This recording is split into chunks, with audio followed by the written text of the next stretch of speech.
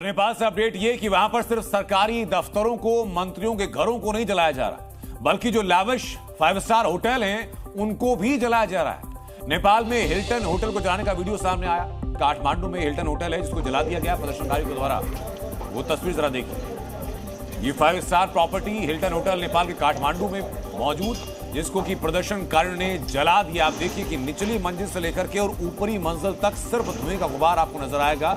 सुलगती हुई आग से निकलता हुआ धुआं आपको नजर आएगा। और इसलिए बार बार कहा जा रहा है कि नेपाल के अंदर उपद्रव की इस आग ने कितना नुकसान किया है, शायद उपद्रवियों को, प्रदर्शनकारियों को इस बात का अंदाजा भी लगाना अभी मुश्किल है। लेकिन जो आर्थिक जानकार हैं नेपाल की स्थिति को देखते हुए कह रहे हैं कि नेपाल कम से कम 1 दशक पीछे जा चुका है और अब उसे बाहरी सहायता की जरूरत होगी, खुद को स्टेबलाइज करने के लिए, खुद को रिवाइव करने के लिए, खुद को बेहतर कंडीशन में लाने के लिए और कम से कम वहां लाने के लिए जहां नेपाल 1 हफ्ते पहले हुआ करता था।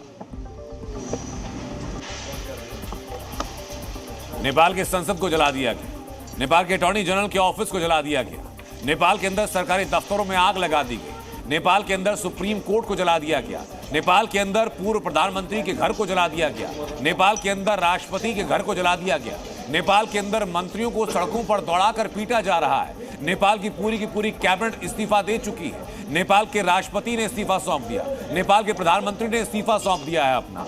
अंतरिम सरकार की बात की गई, लेकिन अंतरिम सरकार में अभी तक गठन की कोई प्रक्रिया दिखाई नहीं पड़ रही है। ये नेपाल की आज की हकीकत है।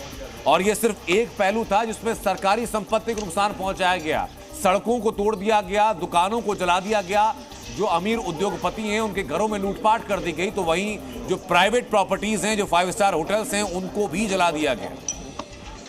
लेकिन प्रदर्शन के दौरान लूटपाट भी वहां जमकर हो रही है, दुकानें लूटी जा रही, उपद्रवी दुकानों से सामान लेकर के दौड़ रहे हैं, भाग रहे हैं। ये तस्वीरें जरा आप देखिए। सेना सड़कों पर है, लेकिन सेना की कोशिशें पूरी तरीके से सही साबित होती हुई दिखाई नहीं पड़ रही हैं, क्योंकि देखिए जरा कि उपद्रवी पहले मल्टी ब्रांड स्टोर में घुस रहे हैं, दुकानों में घुस रहे हैं, वहां से कपड़े हो, वहां से फर्नीचर हो, साजो सामान हो, वो सब कुछ लेकर के वो दौड़ जा रहे हैं। और बाकी जो फिर बचता है, जब लूट से मन भर जाता है, उसके बाद वहां आग लगा देते हैं। हम देखिए जरा कि एक 2 पहिया पर सवार 2 लोग, आगे एक पुरुष बैठे, पीछे एक महिला, दोनों के हाथ में कपड़ों के बड़े-बड़े गट्ठर, बड़े-बड़े बंडल हैं।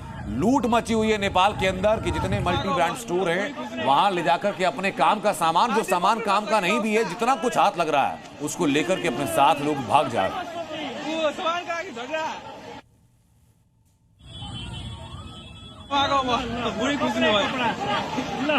आन्टी बोक्न नसकेको अवस्था, सामानको लागि झगडा।